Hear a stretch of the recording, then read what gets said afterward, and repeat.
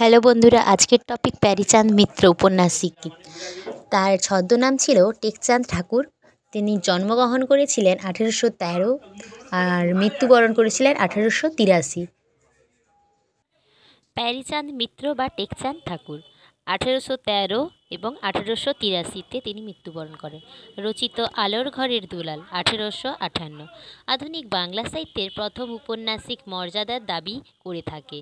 প্যারীচাঁদের গ্রন্থের নানান ত্রুটি সত্ত্বেও তিনি সর্বপ্রথম আখ্যানিক নাসিকার খবরতা থেকে তুলে উপন্যাসের পথের প্রস্তুত করেন। আধুনিক উপন্যাস শিল্প গঠনের কয়েকটি মৌলিক উপাদান লক্ষ্য করা যায়। 1 হলো কাহিনী, 2 চরিত্র, 3 স্থানীয় পরিবেশ, 4 সংলাপ, 5 মনস্তাত্ত্বিক দ্বন্দ্ব এবং 6 হলো উপন্যাসিকের জীবন দর্শন। কাহিনী গ্রন্থে ও চরিত্র নির্মাণে প্যারীচাঁদের আশ্চর্য দক্ষতার পরিচয় দিয়েছেন।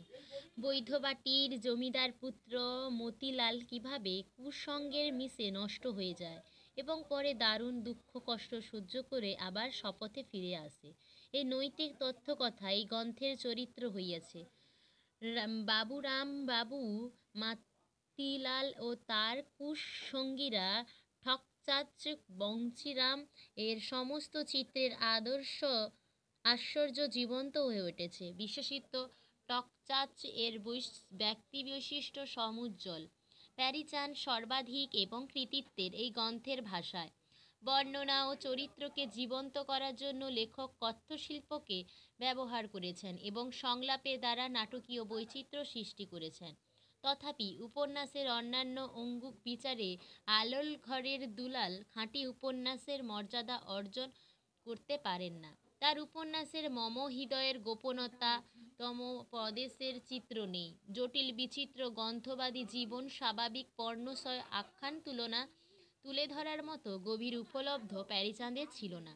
সাহিত্যর ক্ষেত্রে তিনি ছিলেন যথেষ্ট স্পষ্ট, তার থেকেও বেশি দুরন্ত।